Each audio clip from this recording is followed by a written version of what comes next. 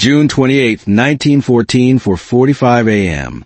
A thick fog blankets the Miljacka River in Sarajevo, clinging to the ancient stones of the Latin Bridge. The air bites with a cold dampness, and the cobblestones gleam, slick with morning dew. The city stirs slowly. Trams begin their electric hum, and the sound of patrolling boots echoes through the narrow, winding streets. Unbeknownst to those waking, Europe teeters on the precipice of an irreversible event. A black, open-top 1911 Graf and stiff automobile glides forward. Inside, Archduke Franz Ferdinand sits ramrod straight in his formal uniform. Beside him is Sophie, composed and smiling despite the morning's chill. Leopold Lodgka, the driver, strains to see through the swirling fog obscuring the road ahead as he grips the steering wheel tightly.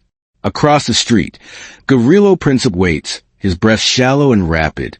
His hands tremble nervously within the confines of his coat.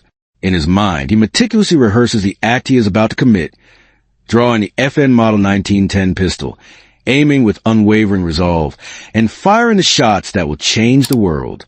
The 7.65mm handgun feels like a cold stone in his pocket, a harbinger of destiny. Its effective range 50 meters and muzzle velocity just exceeding 300 meters per second. All the convictions and ideologies that have driven him to this point converge into these final, crucial seconds. Simultaneously, far away in St. Petersburg, the soft glow of early morning lamps illuminates the bustling telegraph offices. Officers pore over coded cables and intelligence reports, searching for crucial information. They remain unaware of the impending events in Sarajevo, but the intricate web of European alliances already binds them inextricably to the unfolding drama. Germany stands firmly behind Austria-Hungary. Russia pledges its unwavering support to Serbia. France promises decisive action should Germany make a move. Britain observes with keen interest, constrained by diplomatic expectations and significant naval commitments. The Ottoman Empire leans toward Berlin. Italy lingers on the periphery, calculating where its advantage lies. The continent is like a complex machine of interconnected gears. A single movement initiates a chain reaction. Back in Sarajevo, the fog intensifies, enveloping the Archduke's car in an eerie embrace. No one can possibly imagine that this seemingly ordinary morning will ignite a global conflagration. At 10:10 a.m., the driver makes a fateful wrong turn onto Franz Joseph Street. Lodgka slams on the brakes abruptly, the engine sputtering and stalling. In that moment of decelerated time, Princip steps forward, raises his pistol, and fires 2 shots in quick succession. 2 sharp reports shatter the stillness of the foggy morning. Sophie collapses first, mortally wounded. Franz Ferdinand leans toward her instinctively, his collar quickly staining crimson with blood. Soldiers rush to the scene, confusion and panic spreading rapidly. Civilians scream in terror. Conflicting orders echo through the street. Within minutes, telegrams are dispatched across Europe, carrying the dreadful news. Vienna received the information before lunchtime. Berlin learns of the assassination shortly thereafter. By early afternoon, St. Petersburg is informed. Governments react with stunned silence, but this silence is only temporary. In Vienna, the next morning, dark clouds gather ominously above the Hofburg Palace. The Austrian General Staff fiercely advocates for immediate retaliation. They boast of their artillery superiority, emphasizing the impressive range of the Skoda 30, 5-centimeter mortars, capable of striking targets 12 kilometers away with massive 380-kilogram shells. They demand that Serbia be swiftly crushed, but Austria cannot act without explicit approval from Germany. In Berlin, the bright summer sunlight floods the halls of the General Staff building. Officers meticulously trace their fingers along detailed maps of Europe. Many believe that war with Russia is inevitable. They contend that acting decisively now is preferable to waiting for Russia's ongoing modernization efforts to bear fruit. Germany offers unconditional support to Austria-Hungary, a blank check that effectively locks both empires onto a course they can no longer control. Meanwhile, in Belgrade, Serbian soldiers train relentlessly under the scorching sun. Their Mannlicher M95 rifles, capable of firing 20 to 25 aimed shots per minute, glint sharply in the sunlight. Officers scrutinize Serbia's trenches. 2 meters deep and reinforced with sturdy timber. Morale fluctuates precariously between fervent pride and creeping dread. They sense Austria's retaliatory strike is imminent.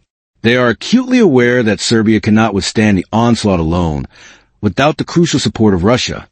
Across Europe, ordinary human moments unfold, oblivious to the impending doom. A German farm boy carefully folds a letter from his mother, tucking it close to his heart for comfort. A French reservist tenderly places a photograph of his wife and daughters inside his cap pouch, a reminder of what he is fighting for. A Russian telegraph operator anxiously awaits incoming signals, wondering if his brother stationed near Riga will be summoned to the front lines. Millions of individuals across the continent feel a growing unease settling upon them, a premonition of impending disaster. On July 23rd, Austria-Hungary presents Serbia with an ultimatum so excessively harsh that it effectively constitutes a declaration of war. Serbia responds with partial acceptance, desperately hoping to avert catastrophe, but Vienna swiftly rejects their conciliatory gesture. On July 28th, Austria declares war on Serbia. That evening, its artillery unleashes a devastating barrage upon Belgrade, sending shells screaming across the river at a rate of up to 10 detonations per minute. Windows shatter violently. Horses panic and bolt. Officers shout commands over the deafening roar as civilians desperately flee toward the relative safety of cellars. Russia initiates partial mobilization on July 29th, followed by full mobilization on July 30th. Mobilization entails the mass movement of millions of men boarding trains, supply depots overflowing with provisions, and artillery units forming along borders, ready for action. Germany issues a stern warning to Russia, demanding that they halt their mobilization efforts. The warnings are ignored. On August 1st, Germany declares war on Russia. On August 3rd, Germany declares war on France. On August 4th, German troops cross into Belgium, violating its neutrality. Columns of soldiers stretch for kilometers, transporting MG-08 machine guns, capable of firing 500 rounds per minute, and 77mm field guns with a range of nearly 8 kilometers. Britain responds decisively when Belgium's neutrality is violated and declares war at midnight. Europe descends rapidly from a state of heightened tension into utter collapse. By August 5th, mobilization posters are plastered across every city. Church bells toll somberly. Families cling to one another in tearful farewells as young men march off to war. The alliance system, originally designed to safeguard peace, has instead dragged every nation into a catastrophic conflict. Europe no longer stands on the precipice. It is plunged headlong into the abyss. August 1st, 1914, for 55 a.m. Mulhouse, Alsace. A thin veil of fog lingers in the valley. Fields of rye stand motionless under the pale morning light. French forward patrols advance cautiously along the forest's edge, boots soaked with dew, rifles held firmly at the ready. Captain Emile Doriot, 32 years old, leads a unit. He glances at his pocket watch, then surveys the distant rail line, where German troop trains could appear at any moment. Rumors spread like wildfire. Germany is poised to declare war on Russia. And the moment Germany takes that fateful step, France knows exactly what awaits. Mobilization, marching orders, artillery rumbling relentlessly toward the frontier. Doriot retrieves a small envelope from his coat. His daughter's drawing of a house bathed in bright sunlight. He carefully flattens it and slips it back into his pocket. He whispers to himself, "Not yet." But Europe is deaf to whispers. The die has been cast. 6 a.m., Berlin. Rain lashes fiercely against the windows of the General Staff building. Telegraph machines clatter incessantly, spewing out a constant stream of information. A single message arrives from St. Petersburg. Russia initiates full mobilization. The ink is barely dry before General Helmut von Moltke stands, looming over the map. His voice is low and resolute. If Russia mobilizes, we must activate Schlieffen. Every hour is critical.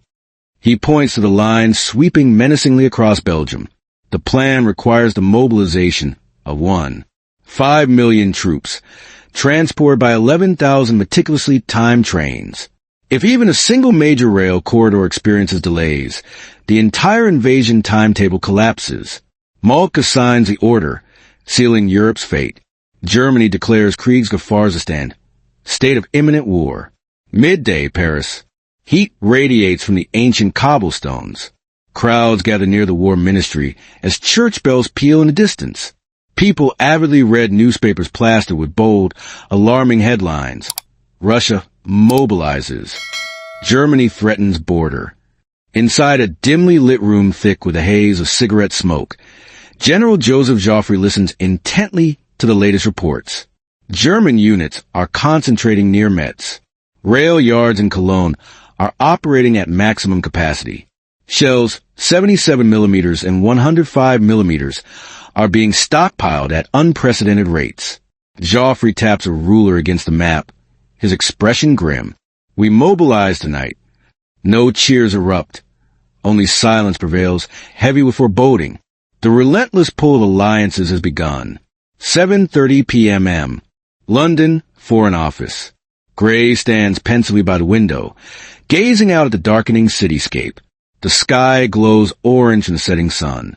He watches gas lamps flicker to life along the Thames River. Messengers rush in and out, their faces etched with urgency. A telegram lies open on the table. Belgium has formally requested Britain's assistance in defending its neutrality.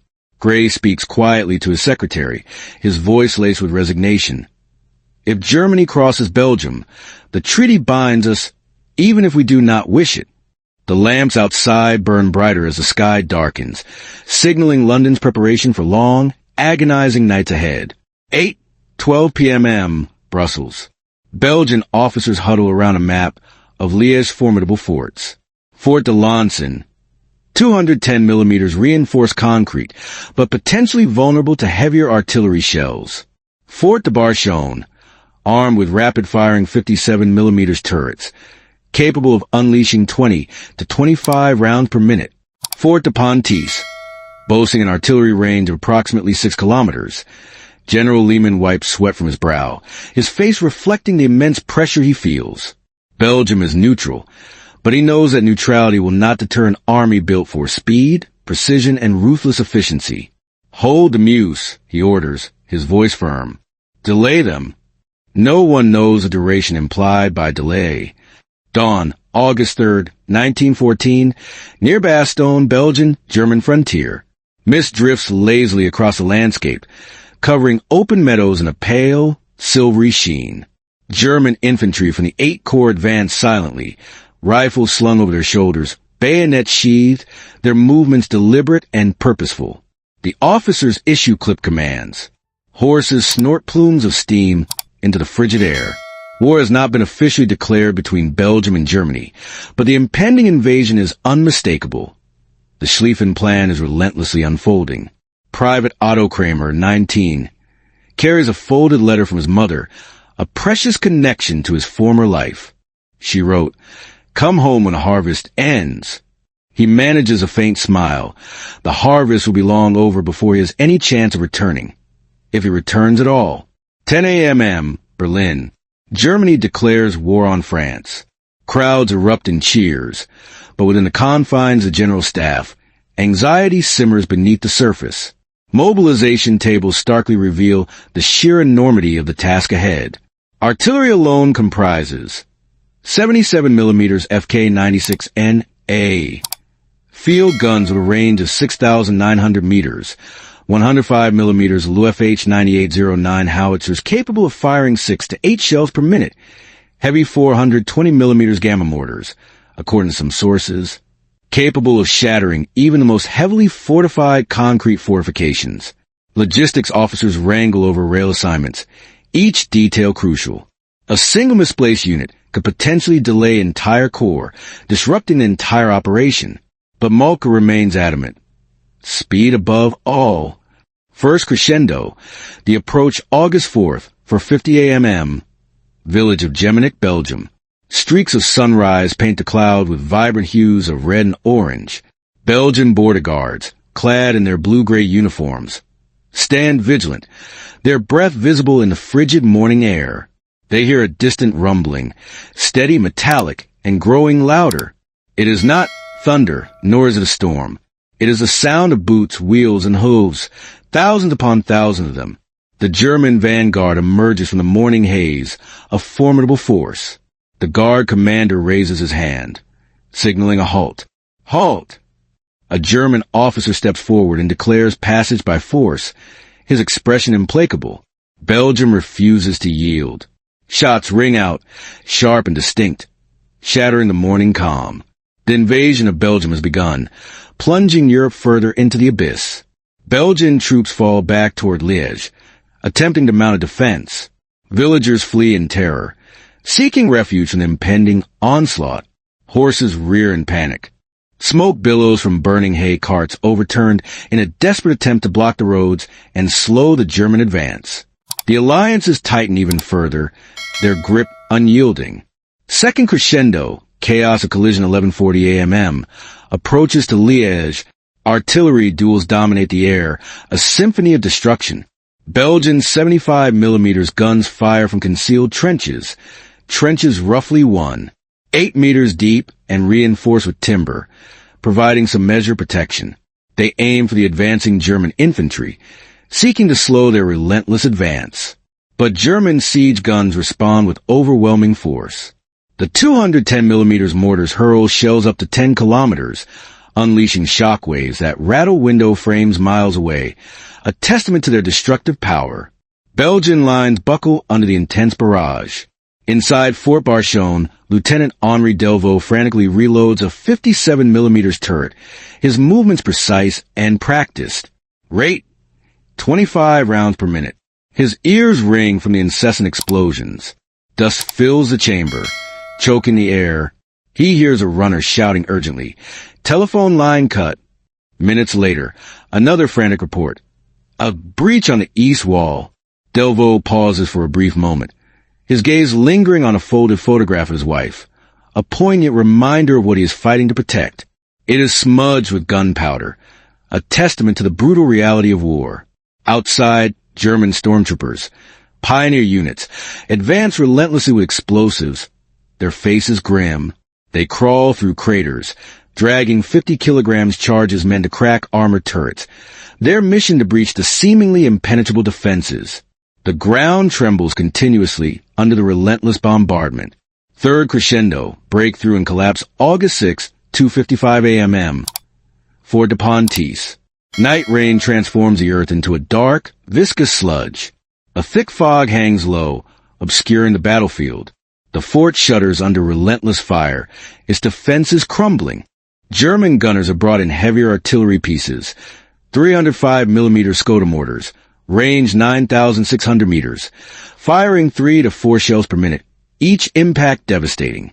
Each impact sends tremors through the entire structure, lifting entire sections of the fort's concrete defenses. Inside, Belgian defenders exchange only necessary words, their faces grim. Communication reduced to essentials. Ammunition grows scarce, exacerbating the dire situation. Some guns overheat, their barrels glowing red. Cooling systems fail under the strain. At 3:40 a.m., the central turret jams, rendering it useless. Mechanics work feverishly by lantern light, their hands trembling with exhaustion and fear. A runner bursts in, his face ashen. "Commander!" Fire has reached the lower magazine. Silence descends, heavy with dread. Every man understands the catastrophic consequences. Fort Pontis cannot hold. By late morning, it collapses, its defenses shattered. Smoke pours from shattered embrasures, obscuring the carnage within. Survivors stagger out under white flags, surrendering to the inevitable. The Schlieffen wheel accelerates relentlessly westward, crushing all resistance. Afternoon, August 6, Brussels. Belgian ministers convene urgently in the Parliament building, their faces etched with worry. Windows shake from distant rumbling, a constant reminder of the ongoing battle. A decision is quickly reached. They formally request British military aid under the 1839 Treaty of London, appealing for intervention. Telegraphs fly across the English Channel, carrying the desperate plea. London, 11:25 p.m. Dust hangs in the air of the cabinet room, thick with tension. The British government debates intensely, grappling with the immense implications of their decision. Reports confirm that German forces have crossed deep into Belgium, flagrantly violating its neutrality. Gray reads the last dispatch, his face etched with exhaustion. He turns to the others, his voice solemn. If we do nothing, the map of Europe will be redrawn by force alone.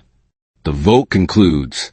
At midnight, Britain sends an ultimatum to Germany, demanding their withdrawal. The alliances have finally locked irrevocably into place, sealing Europe's fate. Europe stands fully at war, poised on the brink of unprecedented devastation. 6:10, Ljubljana Basin, Austria-Hungary front, September 2nd, 1914. A chilling mist clings to the low-lying valley, obscuring the landscape. The Sava River flows dark, sluggish, and swollen from the previous night's incessant rain. The ridges on either side rise like spectral gray blades, looming over the scene.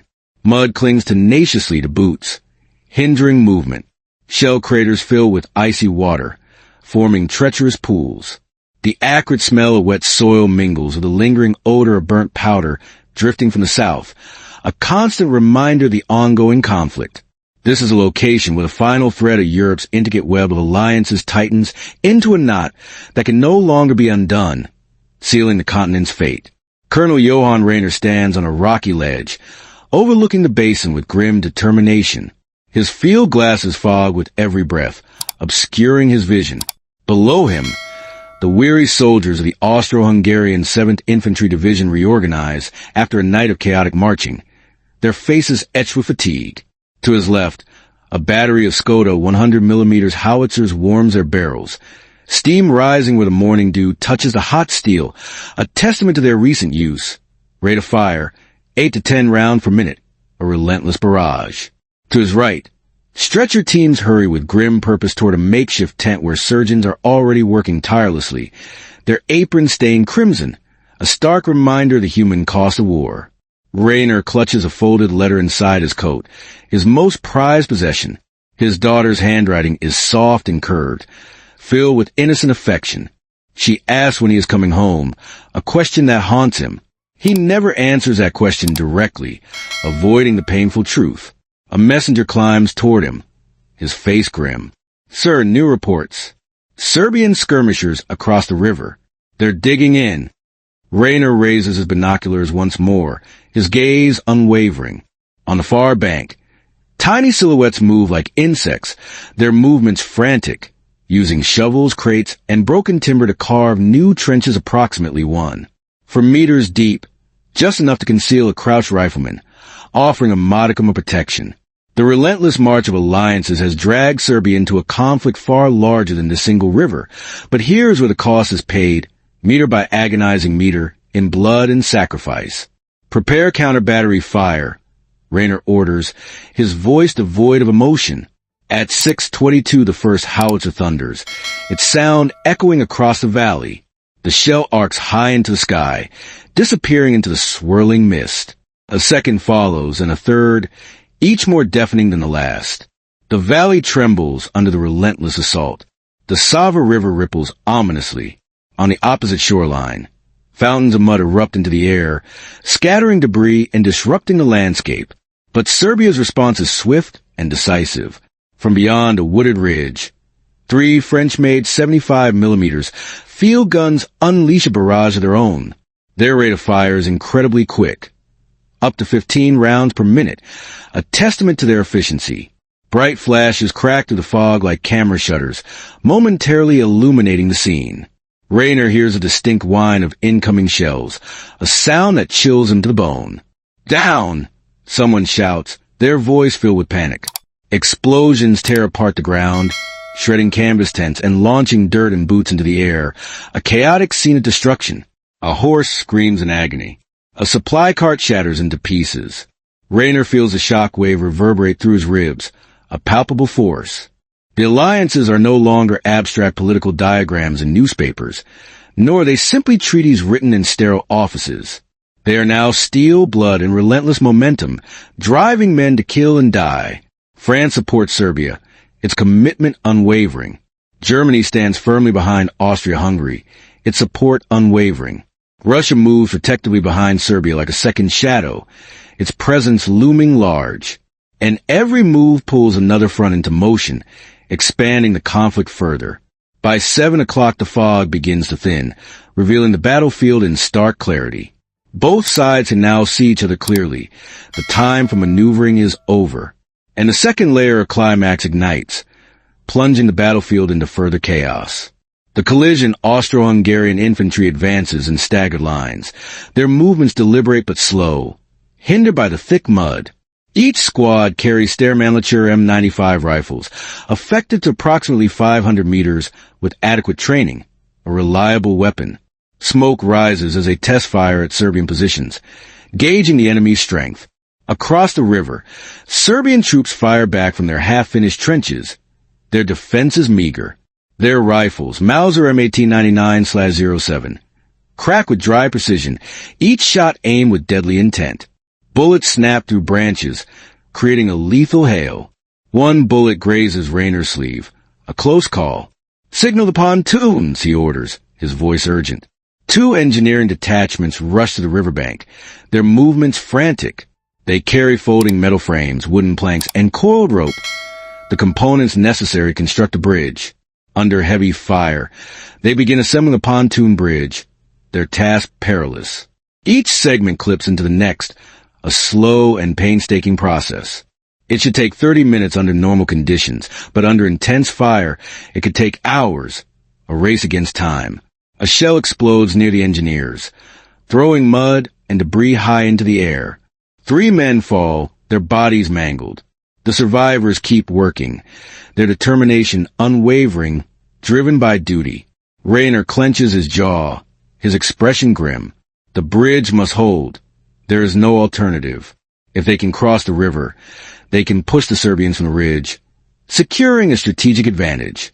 If they fail, the entire front could destabilize, leading to disastrous consequences.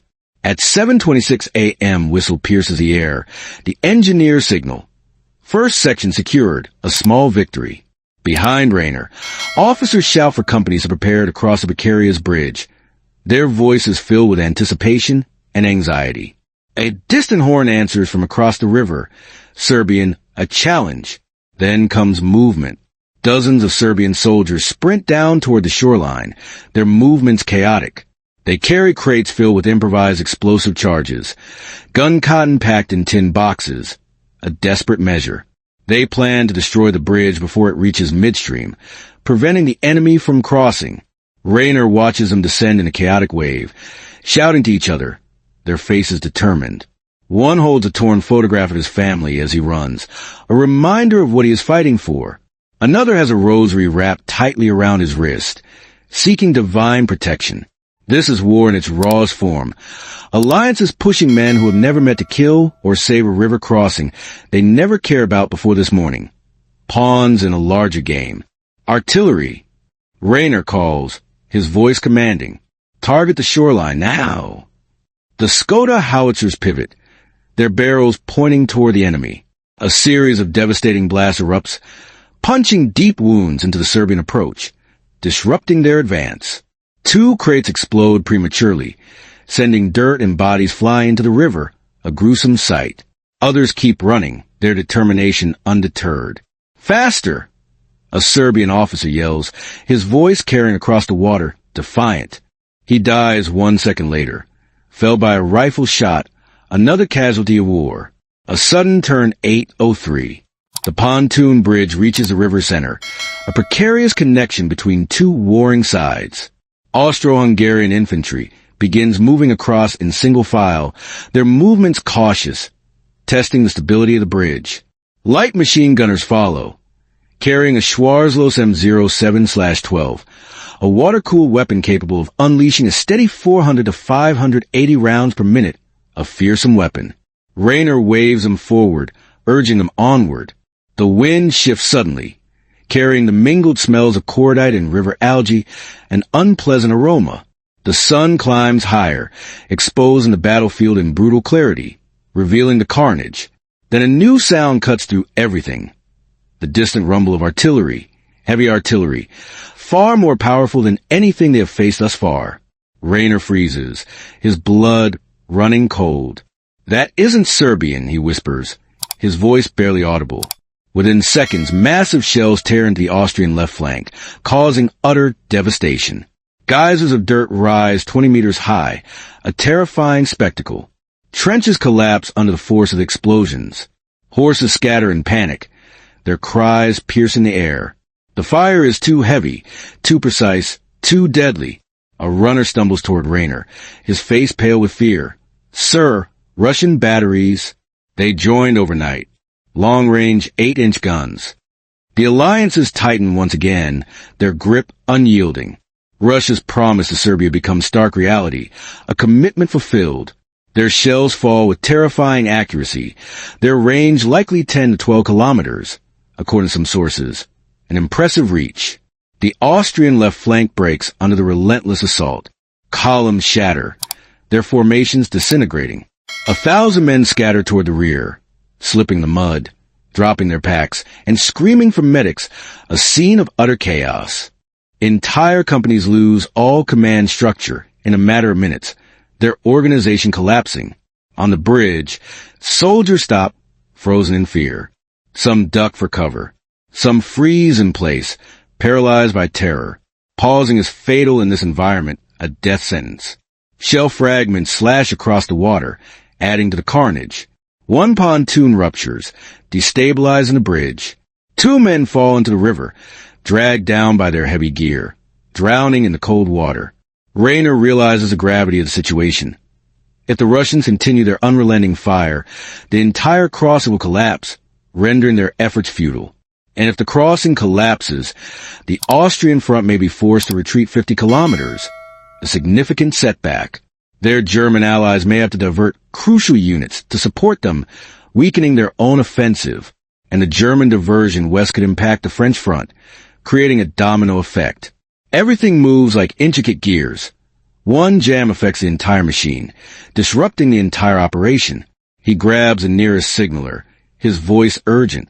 "Send word. Right flank must advance. Immediately. Take pressure off the Russians. Create a diversion." "But sir..." "Go! Now." Raynor descends to the bridge, his presence a morale boost. He helps pull a wounded private onto the planks, showing compassion. The boy clutches a dented locket, his most prized possession. Inside, the face of his fiancée, a source of hope. "Keep moving," Raynor says, his voice reassuring. "She's waiting for you." The last push 9 o'clock. The right flank finally advances, a surge of men. 2 regiments move along the ridge, their movements deliberate. Machine guns lay down suppressing fire, creating a curtain of bullets. Artillery shifts its focus, targeting the enemy. For a brief window of opportunity, the Russian barrage slows, providing a chance. Not stops entirely, but slows just enough to make a difference. It is enough. Austro-Hungarian troops surge off the bridge and storm the Serbian trenches, their attack relentless. Hand grenades arc through the air, exploding with devastating force. Rifle butts crack bone, a brutal melee. Men wrestle in the mud, their fight primal, desperate. At some points, the fighting collapses into hand-to-hand combat. Helmets, boots, knives, a desperate struggle for survival. Raynor reaches the far bank, his boots sinking deep into the mud. He raises his pistol and signals the final push, urging his men onward. At 9:17, the Serbian line buckles under the relentless pressure. They retreat up the ridge, stepping over shell holes and bodies, their retreat disorganized. Their officers shout for order, attempting to rally their troops, but it is too late. They fight backward, firing 2, 3 rounds at a time, slowing the enemy's advance. By 9:40, the ridge falls, captured by the Austro-Hungarians. The soldiers stand panting, bleeding, and shaking, exhausted from the battle. But victory feels hollow, incomplete. A new plume of smoke rises ominously from the east. Russian reinforcements are arriving, their numbers unknown. The war is expanding once again, another ring of alliances pulling tighter, drawing more nations into the conflict. Raynor looks across the shattered basin, his face grim. He knows that this ridge will change hands again someday, a cycle of violence. Maybe in days, maybe in months. Alliances created this battlefield, and alliances will continue to feed it. perpetuating the conflict. He unfolds his daughter's letter once more, seeking solace. He reads it slowly, letting the quiet words offset the world collapsing around him, finding peace in the simple expression of love. Legacy by evening, reports confirm the grim truth. Russia's arrival forces Austria-Hungary to halt its advance. Their momentum stalled. Germany prepares to send more units south to support their ally, shifting resources. France reinforces the Serbian supply line, bolstering their defenses. Britain debates naval action, considering intervention. New fronts ripple outward like cracks in thin ice, spreading the conflict. A river crossing in a remote valley becomes a crucial fault line, shifting the map of Europe, its impact far-reaching. Military doctrines will adapt and evolve in response to the realities of modern warfare, long-range artillery coordination, counter-battery fire, deeper entrenchment, mobile bridging under fire. Technology will accelerate, driven by necessity, better rangefinders, new communication methods, stronger pontoons. And memory will linger, a haunting reminder of the cost of war.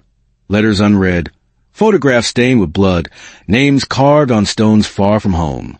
Europe stands on the edge of unprecedented devastation, and the alliances that promise security instead deliver catastrophe. A tragic irony. The valley grows quiet at last, but the silence is only temporary, a brief respite. Because in 1914, every victory is fragile, every loss permanent, and every alliance a fuse burning relentlessly toward a larger explosion, an impending disaster.